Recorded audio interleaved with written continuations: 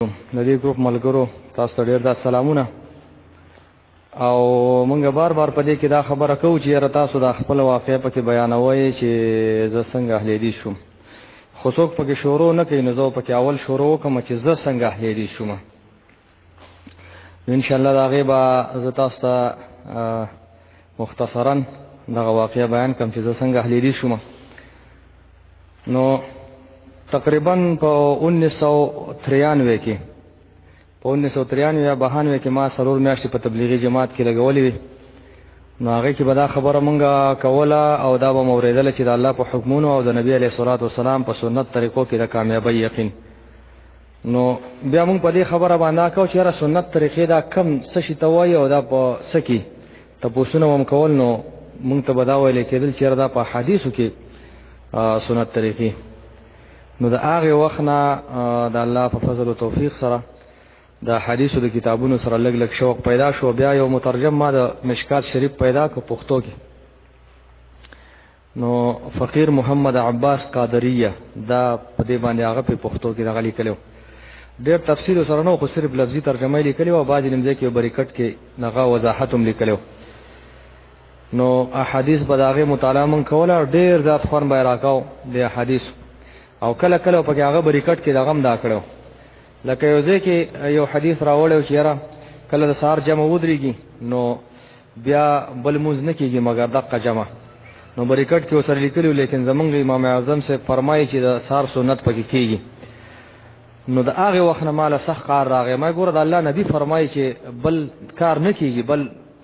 مونځ یا نور څه نه کېږي او امام اعظم صاحب وایي چې دا کېږي نو دا خبره ما ته ښکلې نه ښکاره کېده او حنفیت کې ومه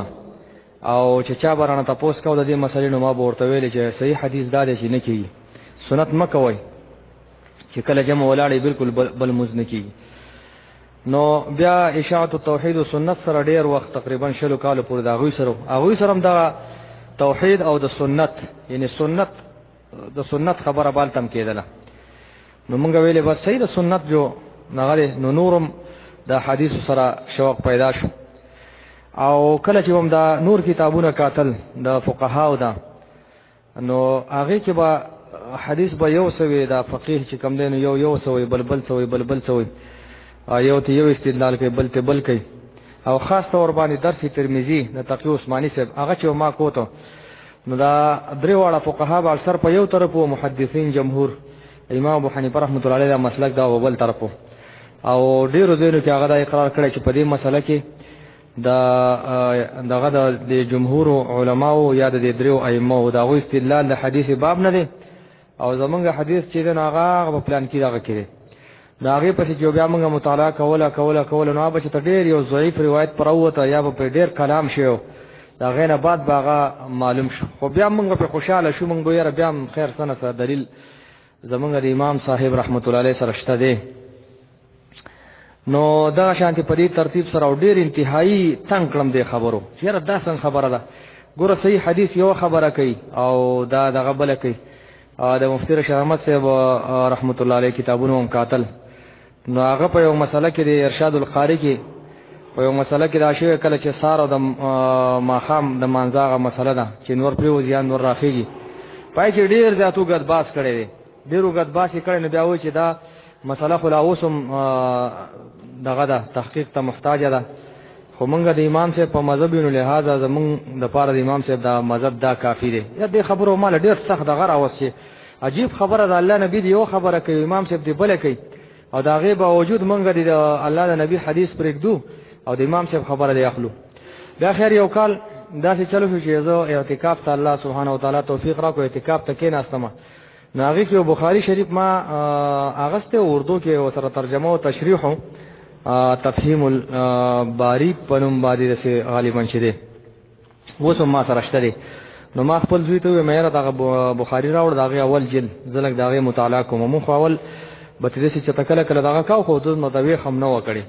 هغه مې د اول د مقدمې نه شروع کړه کې اول کې لیکلي و چې دا کتاب چې کوم دی نو دا ډېر فضایل یې ول دا کړه او دا د قرآن کریم نه بعد دا صحیح کتاب دی په حدیثو کې اصح الکتب بعد کتاب الله دی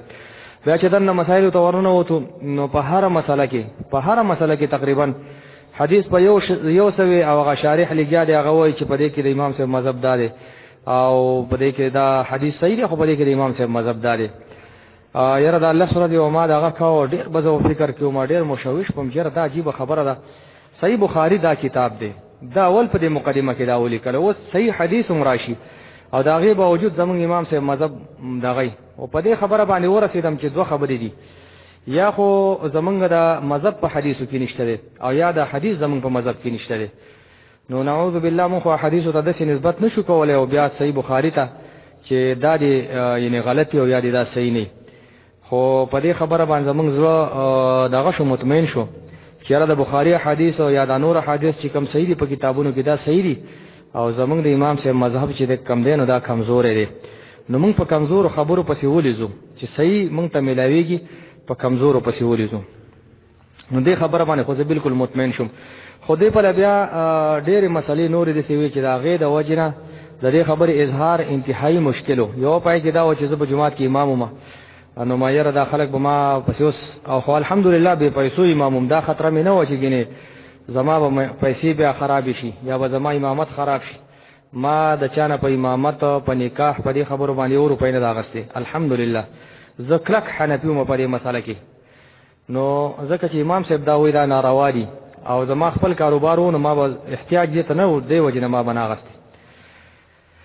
نو دې خلکو به دا پراپیګنډه کوله چې یاره د اهل حدیث چې کوم دا پیسې ورکوي نو ما ځان له وی یاره که زه فرض کو دا رفالدین شروع کړم امین شروع کړم او دا خبرې زه شروع کړم کېدای شي د اهل حدیث په راځي مال او پیسې راکوي نو دا خو یاره د پیسو دپاره دا دین شو نو دا نه دی پکار خو بیا ما د ذهن ته یو خبر راته وشو چې یاره ګورته په دې حنفیت کې د چا نه یو روپۍ نه نو که فرض کو ته اهل حدیث شي نو که ماله چا راکولي نو زه به وایم چې هلکه بل غریب لی ورکوي یا بل یو کس پې راواړوئ ما پې مه راړوئ چې کله بیا دا خبره ما ذهن کې مضبوطه شوه بس ما شروع وکړه خپل مقتدیانو ته مې وویلې ما ته خو صحیح حدیث په دې طرف باندې ښکاره کېږي او ستاسو ځان خپل سمې دی که ما پسې مونځونه کوئ زه دله کوم که راپسې نه کوئ بل امام نیسئ په هغه پسې به کوو او که بل څوک مخکې کېږي ځان له کوئ نو هغوی ټولو خو اول کې اتفاق وکړو یاره تا پسې به کوو خو بیا وروستو د نورو مولانو لږ ولم سول نو هغوی بیا اخوا دې خوا شروع کړو به هر حال دا خو چې بیا کله مونږ ورته راننوتو مونږ ته پته ولګي چې یاره دا د ظالمانو به پراپیګنډې کولې او دا پراپیګنډه یې مونږ ته هم را رسولې وه زمونږ هم په دې ذهن کې دا داسې کلکه کړې وه جوخته کړې وه نو بس شروع مې پرې وکړه او اول کې ډېر زیات مخالفت چې کوم دی زما دا توقع وه چې مونږ اشاعت توحید و سنت سره یو پنجپیریانو سره یو دوی به مونږ ته اهلا و سهلا وایي او خلاف به هم نه کوي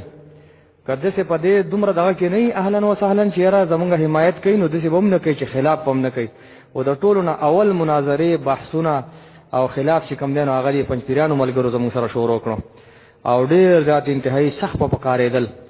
په هغې وخت کې خو زه یوازې وم ډېر زیات دغه و دا زموږ یو بل ملګری دی محمد غني صاحب هغه بیا خپله واقعه دغه کې اکثر به د هغه سره دوکان کې ناست وم هغه هغې وخت کې حنفي و او دا مولان به راجمع شو هلته غټه مدرسه ده زموږ ځای کې هغې نه به ټول مولان مازدیګر راجمع شو زما سره به یې د هغه په دوکان کې شور او زوږ شروع کړو دوی به اوچتېده او لګېده اما به ورته په قراره باندې خبرې کولې حدیث به مې ورته وي دلایل به مې ورته وي نو د محمد غني صاحب ته نه زما نه پشي شا تپوس وکړو یاره مولوي صاحب تاسو ته چې دی کله خبرې کوي دی نه قارېږي او تاسو اوچتېږئ او لګئ نو هغوی ورته ویل ګوره د هغې نه کسر دی دلایل دی دې وجې نه هغه نه قارېږي او موږ ته ځان په دې قار خلاصو زموږ سره دلیل کم ځای دی نو بس هغه هم بیا په دې خبره باندې مطمئن شو او ویې ورته چې ښه ګوره زموږ سره دلیل کمزور دی یا راسره نشته دی او تاسو د هغه سره په دې خبره باندې کوئ نو څه وخت پورې هغه هم پټ بیا وروستو رفالدین هغه یې شروع کړو او الحمدلله اوس علاقه کې ډېر ښکلی کار شروع دی زموږ سره خو شو تقریبا 15 ملګري کلک اهل الحدیث چې هغه رفالدین ادا کوي خو مشکل دا دی چې جومات نشته دی او خوا وشا کې ملګري لږ زموږ نه لرې لرې دي نو یو ځای ته راجمع کېدل لږ ګراني کله کله د جمعې په شپه باندې موږ یو ځای ته راجمع شو خبرې اترې دغه ملګري وکړو او داسې هسې ملاقاتونه کېږي خو نور په یو ځای باندې نه کېږي او اوس الحمدلله ښه دعوت شروع دی او ښه مطمئن وي په دې خبره باندې چې الله سبحانه وتعالی دا د توحید عقیده او د الله سبحانه وتعالی د اسماء او صفاتو د هر څه کامل توحید او کامل سنت دا موږ ته میلاو شو اول خو توحید هم ناقص و نیمګړی او سنت چې موږ هغه هم نیمګړي صرف هغه سنتو باندې عمل کوو چې امام صاحب راته ویلي او د دې نه علاوه په نورو باندې کوو اوس الحمدلله دا امتیاز پکې نه کو چې هر څوک راته صحیح سنت خو په هغې باندې عمل کوو. ټولو مسلمانانو له الله سبحانه وتعالی په دې باندې عمل کولو توفیق ورکړي. دا ډېره نور اوږدوم قصه وه خو دا دغه دی دا کلیپ ډېر دا توږدېږي بیا ملګرو باندې بوج جوړېږي دغه پوره ده. والسلام علیکم ورحمة الله وبرکاته.